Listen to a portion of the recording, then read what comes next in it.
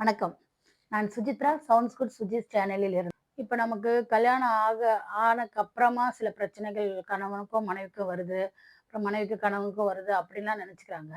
நான் என்ன சொல்றேன்னா, நம்மளோட ஜாதகத்திலேயே நமக்கு வரப்போற கணவனோ, மனைவியோ எப்படி இருப்பாங்க? அவங்க கேரக்டர் எப்படி இருப்பாங்கன்றது எல்லாமே நமக்கு ஜாதகத்திலேயே தெரிஞ்சிரும். அத எப்படி பார்க்கணும்னா, நமக்கு வரப்போற கணவன் நமக்கு அடங்கி இருப்பாரா? இல்ல நம்ம அவங்க கிட்ட அடங்கி போகணுமா? அப்படின்றது நம்ம ஜாதகத்திலேயே இருக்கும். அத எப்படி பார்த்து தெரிஞ்சுக்கணும்னு பார்த்தீங்கன்னு வச்சுக்கோங்களேன், நம்ம லக்னத்துல சூரியன் இருந்தாலோ, அல்லது 7ஆம் இடத்துல வந்து சூரியன் இருந்ததுன்னு வச்சுக்கோங்க. அப்போ நமக்கு வரப்போற கணவனுக்கு நாம தான் அடங்கி போகணும் அப்படின்ற மாதிரி நமக்கு விதி இருக்கும். ஸோ அதுக்கு நம்ம முன்னாடியே ப்ரிப்பேர் ஆயிக்க வேண்டியது தான். இப்போ ஆண், பெண் ஜாதகத்த பார்த்து மேட்சிங்லாம் பார்க்குறாங்கல்ல. அதெல்லாம் மேட்சிங்லாம் பார்த்தா கூட ஏன் இவங்க கிட்ட சண்டை வருது? இவங்க ஏன் டிவோர்ஸ்க்கு வரைக்கும் போறாங்க? அப்படின்றதுக்கு காரணம்லாம் இந்த மாதிரி சில விஷயம் தான்.